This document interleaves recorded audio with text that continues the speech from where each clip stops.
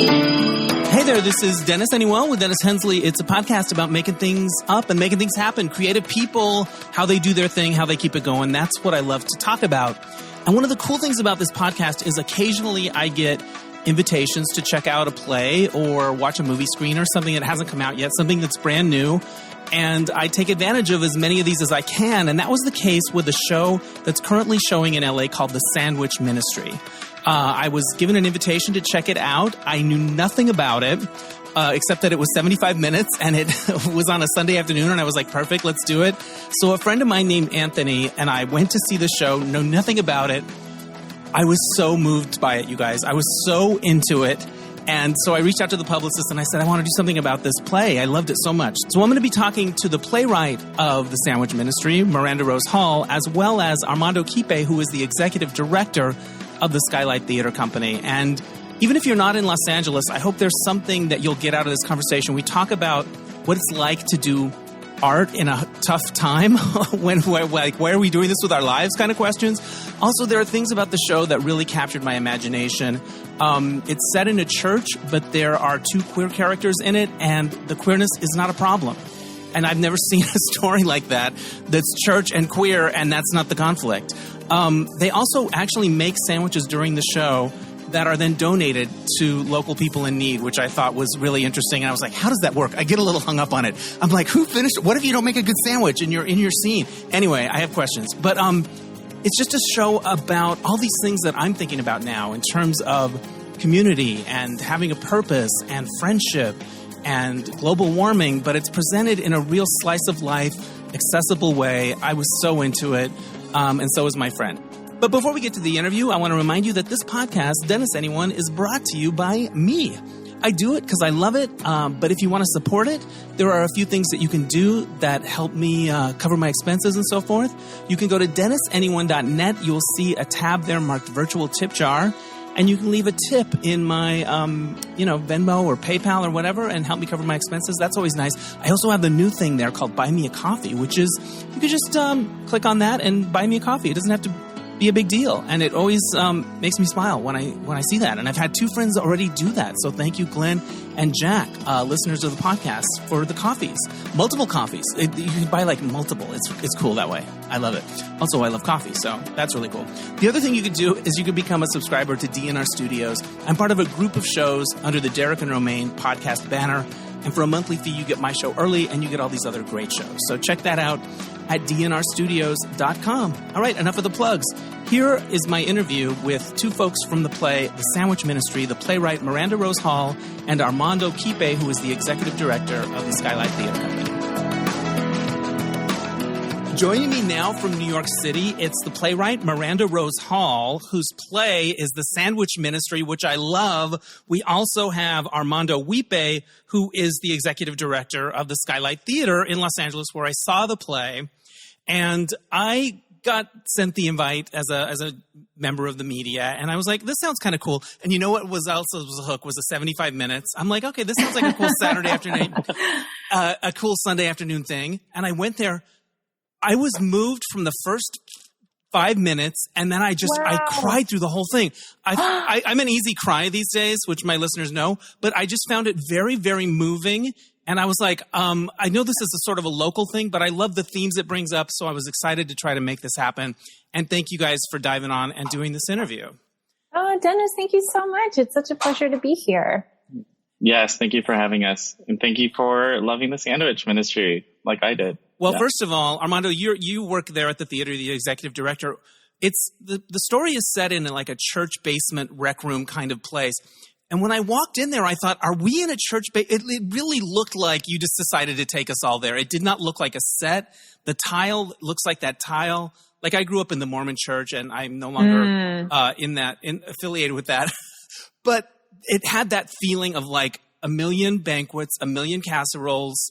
It just felt so. Just for the set, shout out to the set if you want to say anything about that. But it really felt like, oh, they just let us through a back door, and we're now in a church. Like we're not even in a theater anymore. So yes, Carolyn Mraz, her imagination, she just like really brought us to that church basement. I remember the final day of painting the set when they were putting in the final touches and the set dressing. I entered the theater myself, and also was like, whoa, people are going to feel like, what did I walk into? I thought I was going to Skylight. You sort of feel like you went through the wrong door. You feel like you went through the wrong door. Audience members who were like, am I in the right place? Uh-oh. And there were also a couple people who were like, uh-oh, this is like a terrible, ugly church. Like, couldn't they have built anything here? Like, it feels so real that you think you went through the wrong door. So shout out to you and Carolyn did an amazing job. Yeah. Talk about being immediately transported. Yeah. So Miranda, for my listeners, can you just say a little bit about the story of what happens in the sandwich ministry? Sure. So the play takes place on the evening after and sort of in the middle of a once-in-a-century storm. And 3 women gather in the basement of a church that they have all been attending to make sandwiches for folks in town who are sheltering at the local high school because they've lost power, their homes have flooded. So it starts as this one-night-only mutual aid project. And you learn that these characters have a deep history and deep relationship, and that they all used to participate in what they called the sandwich ministry when they would gather every Wednesday night to make sandwiches for members of the community. So I think that's probably a good overview without giving too much away. You know, secrets are revealed and tensions flare up. And I really think of it as a play where people are trying to debate what it means to be a community and what it means to show up for each other. And I think of it as a friendship play. Right. I love stories about friendships. Those are my central relationships. Those are my biggest relationships in my life. Yep. And they really, really speak to me. So there's a lot of fractures that are kind of little cracks in these friendships. And there was a line near the end that moved me so much. And I think it's a line that speaks to so many different pockets of our world, which is, if the 3 of us can't get along, cannot find a way to get along, what hope is there for the bigger world where there's so many big differences? And I was just like, oh, that feels like now. That feels like the world we are living in now. I'm curious as to when you started this, because it feels very contemporary. There's global warming, there's loneliness, there's isolation, all those themes we've been wrestling with. Yeah, thank you for feeling that. That's exactly what I want audiences to feel. So you get an A+ as an audience member. I feel like I really went on whatever the ride you were on. I was like, I'm here. I'm holding up my hands in the roller coaster. It spoke fabulous. to me. It spoke to me really deeply. And it's so funny because the friend I went with, I cried through the whole thing to a point where I thought I might embarrass my friend. Might be like, oh, you know, like he's shaking the little thing. And he wasn't aware that I was. But afterwards he said, he didn't cry at all. And he goes, I was very moved, but I don't cry in my life. I feel like I cried all my tears already. It's interesting, our lives. Yeah. Sometimes we're criers, sometimes we're not. But yeah. And I find that the play hits people really differently. Also, it's been interesting to see based off of what their relationship is with church and how long it's been. Like if people like me, spent a lot of their childhoods in these church basements and in these fellowship halls. And depending on how long it's been since you've been in one of those spaces, I find that that can have a very emotional impact, even outside of the impact of the story. And so this play, I think of it as part of a triptych of plays that I've been working on about climate change and the climate crisis. And the first play that I wrote in that series, I started in like 2018, and that was about extinction. And that was sort of like, whoa, it's a lot to swallow. Oh, that's a one-woman show about extinction. And what was it called? It's called A Play for the Living in a Time of Extinction. And it's been on tour for the last couple of years in Europe as part of this sustainable theater touring model that a director in England cooked up, and that we've been working on totally remotely, because it's a kind of zero carbon, no travel touring thing, which is exciting and wonderful. But I felt at the end of working on that play that I had a lot of questions about, like how spirituality plays into the question of, hope and despair about the future. And I had a lot of questions about like, okay, so how do we live in a time of chronic emergency? Okay, so here's the emergency, but like, how do we live and how do we care for each other? And how do we build communities that can, nurture and protect us in a time of really unpredictable chaos? And then the questions started to become for me like, actually, really, what does it mean to maintain those relationships in an ever shifting, difficult world? And so this is kind of in some ways, a follow up to that play, even though they are quite different. And I talk a lot about writing, trying to write about like the questions that keep me up at night. And questions that keep me up at night are like, oh God, who's going to be there when shit hits the fan? And what does it mean to, grapple with, faith and the church in 2024? And, what does it feel like to be in the midst of a really extreme weather event? And what's the fear and uncertainty?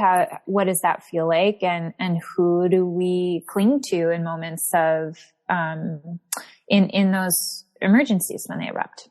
And also when the problems feel so giant, can one sandwich make a difference? And I think you're saying, what makes a difference? Well, yes, it can. It can. You've got to. Yeah. Armando, when you first saw the play, like how did it come to you and what were your first impressions? So I got the play through a friend of mine who's the associate artistic director at Yale Repertory Theater. She's an old dear friend of mine. So we were just literally like on one of our friendship like Gab calls, or we were just calling to catch up. And I was telling her about Skylight's relationship with Housing Works of California. They provide permanent housing at these facilities around Los Angeles. Right. And I called up the executive director there, Selena, and I told her, look, I know we've like had you guys on panels. I know that we've had, we've tried to surface these issues through talkbacks and things like that, but I want to deepen our relationship. And like, let's just start from the drawing board. I don't have a play in mind right now. Like what can we do to help? And so I was talking to my friend Chantal about that conversation, and she said, I have a play that's going to make sandwiches. And it sounds like you have the relationships to actually get these sandwiches out, because theater companies are not in the business necessarily of like making food and preparing food. Right. So there is like a big possibility that a lot of the food in this play would become waste. Right. Which is, I think, directly counter to the intention of the play is like, make this not wasteful, make this useful. Right.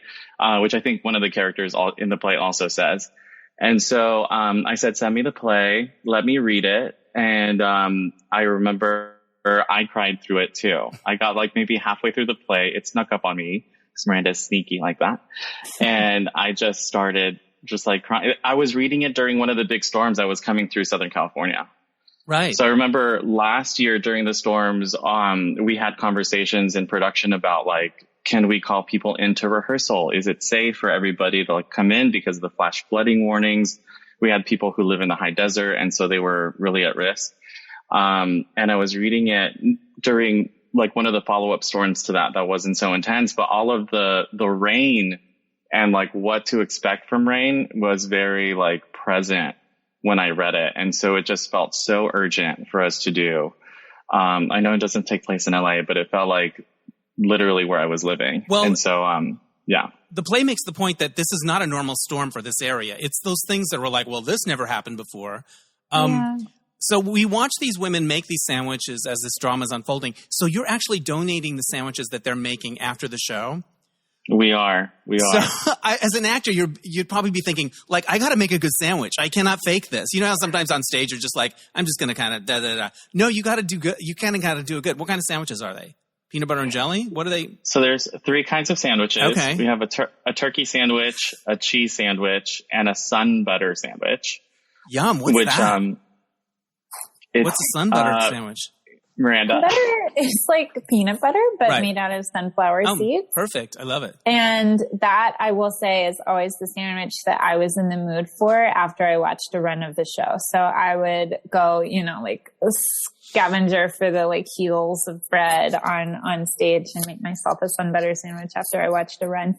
But yeah, we talked with the folks over at Housing Works to run those sandwich types by them to say, like, would people be into this? And they were like, yeah, do it this way. And, at one point we were like, should we put mustard or mayonnaise on the sandwiches? And they counseled us to just make the sandwich plain and to include packets of mustard and mayonnaise so that people could personalize to their tastes. Yeah, I mean, I really love it when people are doing real things on stage. It's very novel to me. It's like I can imagine an actor going, no special orders. I've got a big monologue coming up. I can't remember that you don't like mayo. Exactly. Like they've got 2 jobs to do, and the sandwiches need to kind of be legit sandwiches. I don't know. I find that really enchanting. And I really wanted to sort of sneak in a way for the resources of props and theater materials to actually be able to be put to public good. Not that it's not public good to like create entertainment, but as I think about our the sustainability models, especially of life in the theater, so much of what we do, we build and then we tear down immediately. And, it's a very short-lived cycle of materials and resources. And I really was excited about finding a way to pay some of those resources forward in a really concrete way. And I'm so lucky that we got to do this play with Skylight, because I think, Armando, you are such a superstar of relationships and community relationships, and you're such a champion for LA and such a champion for the organizations and different groups in the neighborhood, and you really care so much about connecting theater to the civic fabric of the city, and you're just an ideal collaborator. I think that the other part of it that played into how I read the play too was I was following the city council debates in City District 4, where Skylight is based. And so Nithya Raman was in the middle of that race. And I just felt we're all confronting homelessness and houselessness in Los Angeles.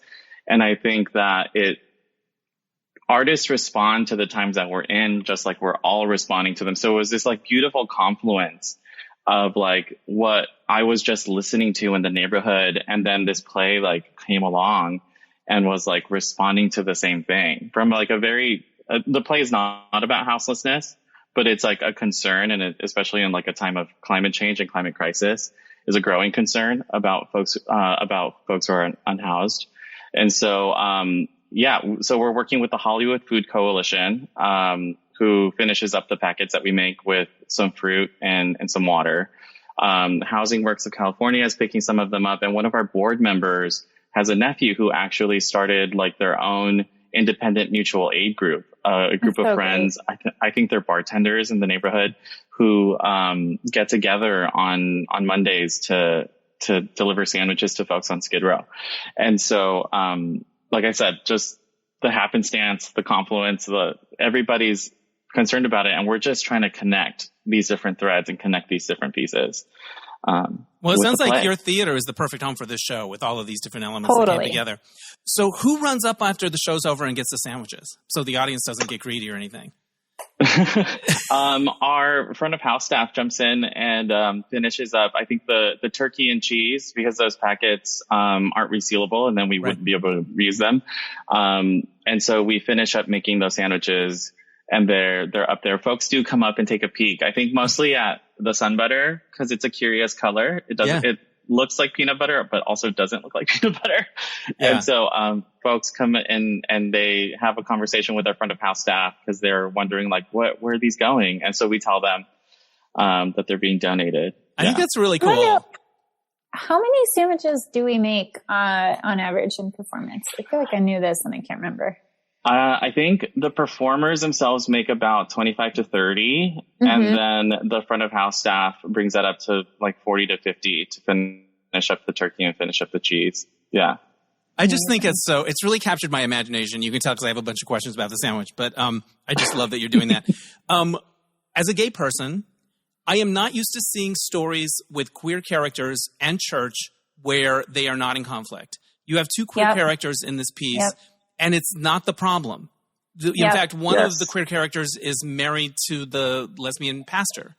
It was so refreshing, because once you get past the conflict, you can start thinking about other questions like spirituality generally. What's the value of faith in people's lives? Like, once you get the, they don't hate me out of the way, there's all this other stuff.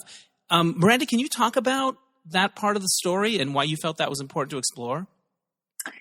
Yeah, I'm very lucky that I grew up in a very progressive Presbyterian church. I grew up in Baltimore, Maryland, and it was a very queer-friendly organization well before that was popular. Right, it sounds like it.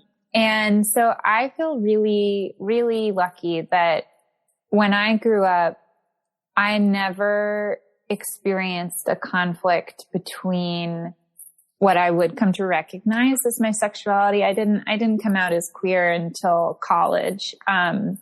But between queerness and religion, I found a lot of other conflicts, like, what is God? Right. Raging against authority, and, what is the purpose of the church in the world? But I never once had to deal with the dilemma of not being loved, accepted, or celebrated by God or by my community of faith. And I know that we talked a lot about that in the church where I grew up, and I know that it was a refuge for a lot of people who had grown up in very conservative denominations or very conservative congregations. And so that was a very vibrant part of the church for me. And I think it's important to tell that story too, because when you think of like queer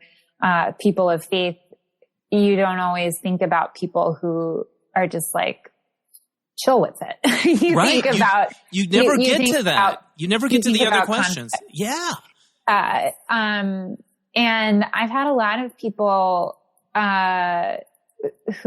have said like, wow, I didn't even realize that like the character Claudia was queer, because when I heard that she was married to the pastor, I just assumed that she was straight. And I really like, challenging those assumptions, but also, not trying to make fools out of anybody. But yeah, that's important to me. Well, I think, there's some studies I think that show that people that do have a faith, they're more optimistic, or it helps people. Who knows what happens after we die? There may be nothing.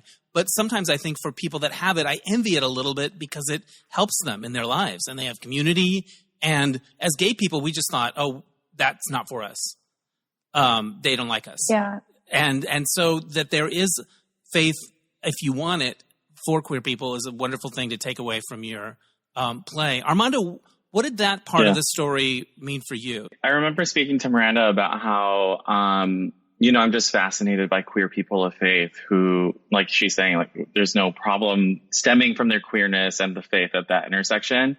Because I grew up Catholic, and my family stopped really practicing after a lot of the kind of controversies that happened when I around the time that I was growing up with the Catholic Church. And so I've had this like distance in time where I've been like away from that space and that third space and community. And yeah, I came out right before college too.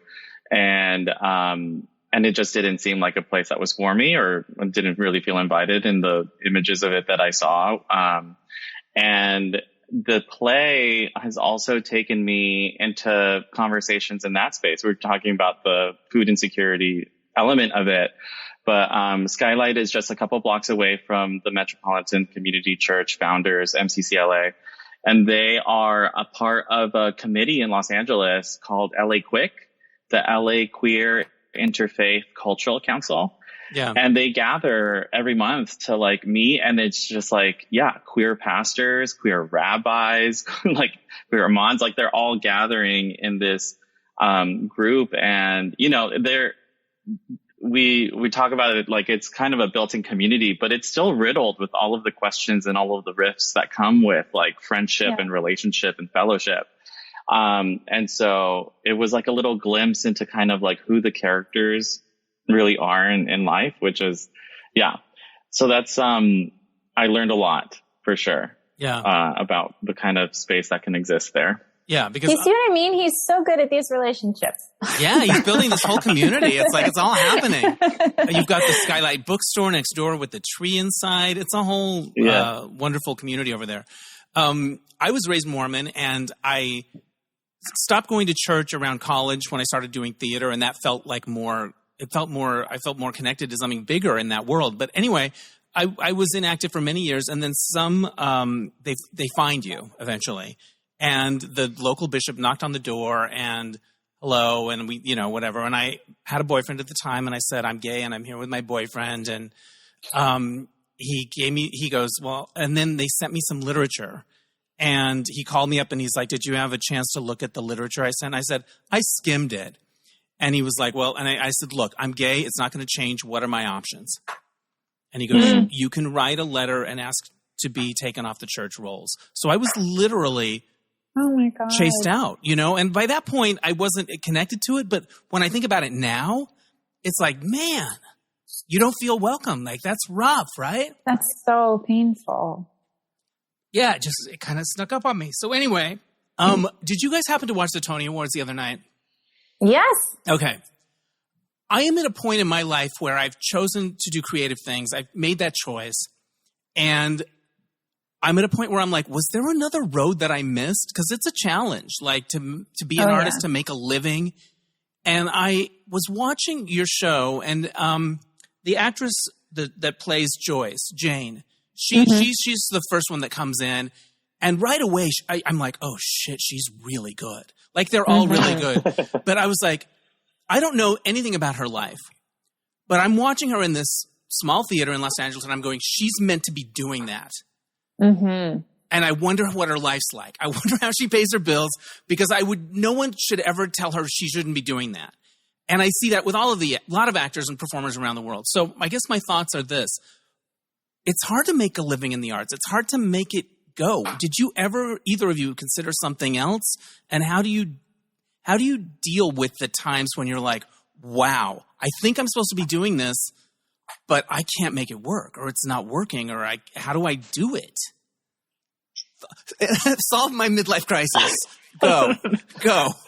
I mean, how much time do you have? Every day I ask that question, you know? Right. It's just all I can think of is like one project at a time. Do I have something is there something that I feel I still need to say? Right. And, I have friends across creative disciplines who, you know, this is the question that keeps us all up at night. Right. And I have a journalist friend, you know, like I used to think of, like, if you work in an institution, you have so much more security and you have so much more, of a cushion. And I think of, you know, I sort of fantasize like the grass is always greener if you actually work at an institution. And then I have friends who are in newspaper journalism. Yeah. And one of my friends is like, this is the most insecure, unstable job I've ever had in my life. And it's like his whole career has been in journalism. He's like won the Pulitzer Prize. He's like, I don't know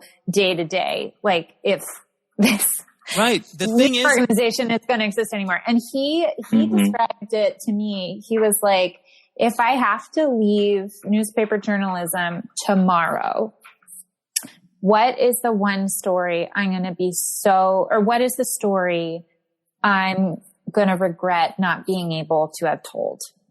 And he's like, as long as I can think of one, I stay in the game. Wow. And that's profound. That really hit me when I, the pandemic was a very existential time. And I think especially for people who work in the performing arts. And, and it really brought theater to its knees. And I just am like, until there's like a story that I don't feel like I need to tell, like I sort of got confused in the negatives there, but if there is still a story that will gnaw away at me, if I haven't been able to do something with it, then I'll try to make that story work. But I'm not saying like, oh, great. Well, like I'll definitely have a career for like 20 years and be able to retire. I'm like, I don't know. Right. No, I get it. But I think what you resonate, and I'm going to think about this, I'm going to incorporate it, is if you still have that one thing that you want to do. Yeah. Then you're on the right road. Right? Yeah. Because I keep going, I never saw another road. I never saw one. I mean, maybe I might not have, I probably wouldn't have taken it, but I just couldn't, I feel like I'm supposed to be this person, and yet there's no demand for this person. Armando, thoughts about my midlife crisis or any of these? I mean, I'm running a theater company not because what do I want to say? Someone sat me down earlier in my career and was like, if you can do anything else, do that. Don't they always say that? Don't they always say that? But also, to Miranda's point, there are people that took the safe thing and their industries have blown up, and at least we've done the things we loved. I think the worst would be to be like, oh, I played it safe and I still got screwed. Yeah, I think that's kind of how it feels. So your friend said, Armando, if you could do anything else, you hear that all the time. And right? It's not like I haven't tried. It's not like I, haven't applied to insurance companies or finance companies and will you take me? And there's something about bringing people together to experience live theater that just is it. I know that right now there's a lot of conversation about the efficacy of theater or is it dying? Half as many people are showing up to theaters as they were before the pandemic. And you could take that as a lesson or you could take that and make it mean that people don't want what we're making or aren't interested in what we're saying but I think that there's something bigger going on where it's really across everything that's a third space. Yeah. The bar scene, the restaurant scene, church communities too.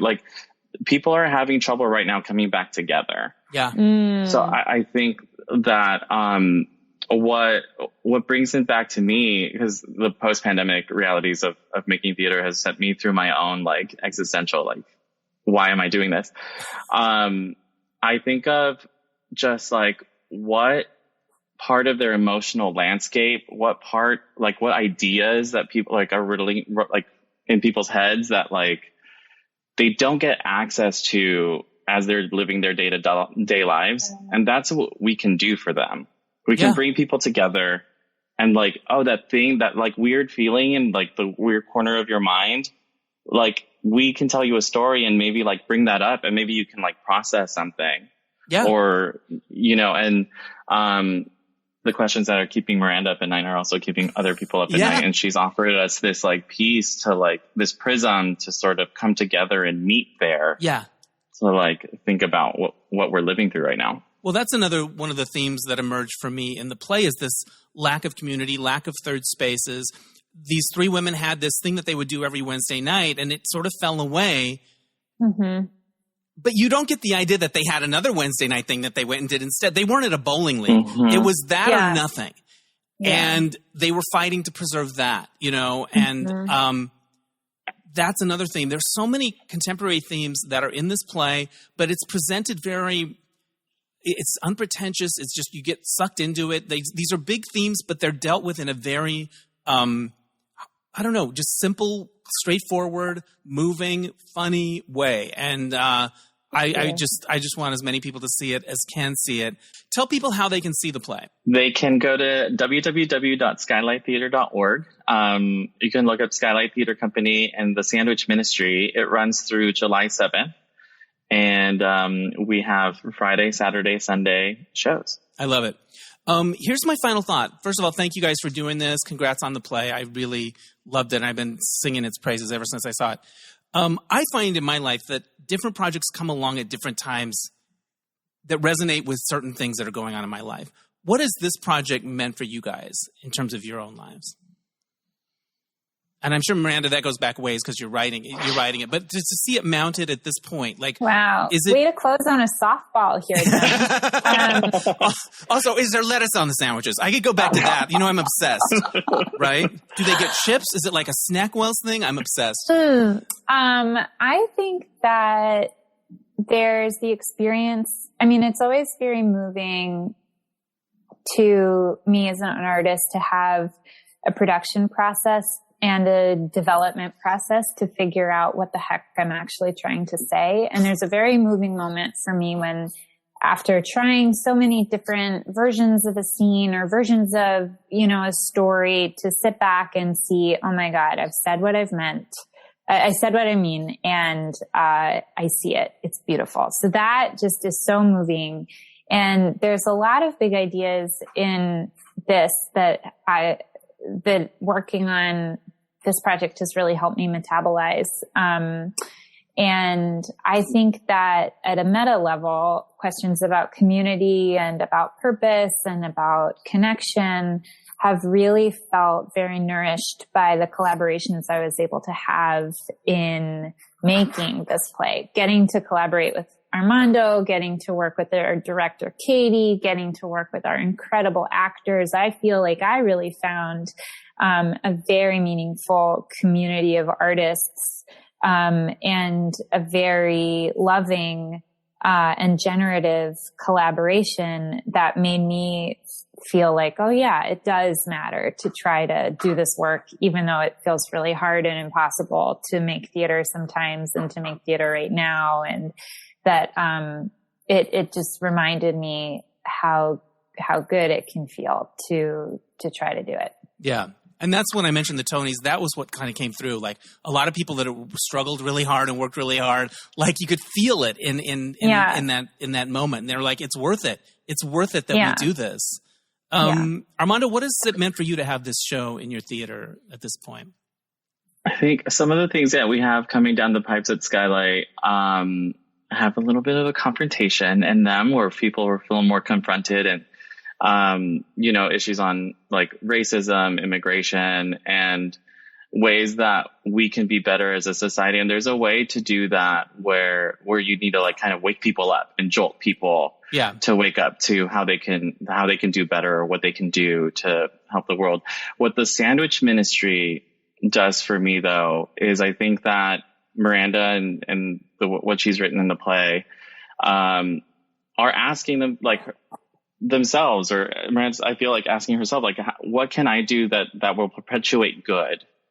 And so it's a way that people can come together who want to make the world a better place, in a way that is confronting these major issues that we have in society, but you're held in that journey. You feel held and supported in that like question of, what can I do that's good? How can I become a better person? And you're just held and supported in a way that just, I cry every time I see it, and I've seen it many times. Well, the show's dealing with the big things that we're all facing, all the scary stuff, but it does it in a very, like you said, comforting, hold you. There's a coziness to it, maternal thing, and so I love it all. I love it for all of those reasons and more. Aww. Okay, you wanted here's a real softball, and it's our final question. Okay. Favorite sandwich? I'll go first. I love a French dip. My mom used to make them, and it was like my special treat. And I like the dipping and the odd juice of it all. And I don't need any other stuff on it. I don't even need cheese. That's my favorite sandwich. Classic. Yeah, classic. I love a tofu banh mi with extra veggies. I love getting extra pickled veggies in there. I think it's so good. It's perfect. Yum. It sounds like a messy sandwich. Is it? Oh, yeah. Yeah. The messier, the better. It can be. I mean, you want the vegetables to be falling. You want it to feel like, I can't explosion. It's unruly. It's an unruly sandwich. All right. What about you, Armando? BLT. Keep it simple. But they cut your mouth. Have you ever noticed that? Like afterwards, you're like, I think that sandwich cut my mouth because it was so. But you like a classic BLT. All right. I appreciate it. All right. Elemental. I love it. Thank you guys so much. Good luck with the rest of your run. I hope a lot of people go and see it. Dennis. And I look forward to seeing what both of you guys do down the line. Yeah, likewise. Thank you. All right. Thanks again to Miranda and Armando. If you're in Los Angeles or close to it, go check out the Sandwich Ministry. You will be glad you did. All right, so this happened. I just watched the Celine Dion documentary last night. I Am Celine Dion with my friend Matt over at his place, and our friend Kathy was there as well. And both of them are singers, Matt and Kathy. And so this very raw look at somebody whose whole life has been defined by this one thing, singing, her voice. Lose that. It was just a powerful watch. I did not expect it to be so raw. I didn't expect Celine to be so vulnerable in it. It was very, there's a trigger warning at the beginning saying there are scenes of medical trauma, and, be advised. And, for me, that's like, oh, maybe there's an injection or two. No, it's a lot. And I just applaud Celine for being so vulnerable and open on camera, not just in terms of the health situation that she's been dealing with, but also just her whole life, her whole story. There's one scene that really moved me, which is she's struggling with her voice and losing it because of stiff person syndrome. And she decides she's gonna sing again. She's gonna try. She's gonna record this song. And she lays down some vocals, and you can tell she's struggling. And there's a moment where she's listening back to it. And it's so poignant because she knows it's not the way she used to sing. And it's not good enough. Like, it doesn't meet her standards. And just the look on her face. But she's like, nope, I want to do it again. I want to do it again. The perseverance and the strength that she has is just really beautiful to behold. And I can't stop thinking about it. And I'm curious to see what other people think about it. I think it really shines a light on something I had never heard of before. And I think it's an inspiring story of one woman's strength. And, singing was all she knew. She started when she was very young, came from a big family. There was a kind of shelteredness around her life. Like, at one point she says, I toured the world, but I never really saw it, which is very poignant, very honest. But she has this strength. Like, I think there could have been somebody in her situation could have ended up very infantilized. Like, but she has this resilience and this strength, this work ethic. This, like, I'm not gonna let this get me down. And I'm very, very inspired by that. So I'm a fan of Celine. So it was really interesting to watch. And the footage of all her different singing and her outfits and her, she's the best. So anyway, if you haven't checked it out, I highly recommend it. It's on Amazon Plus, I think. Or Amazon, not Amazon Plus, Amazon Prime. I get Plus, Prime, Max. It's too much. I can't keep track. Anyway, that's enough for this week. Thank you so much for listening. I want to give a shout out to Oscar Rosario for mixing the episodes. My theme music is by Mark Daniels for Placement Music. We'll catch you next time on Dennis Anyone. Bye!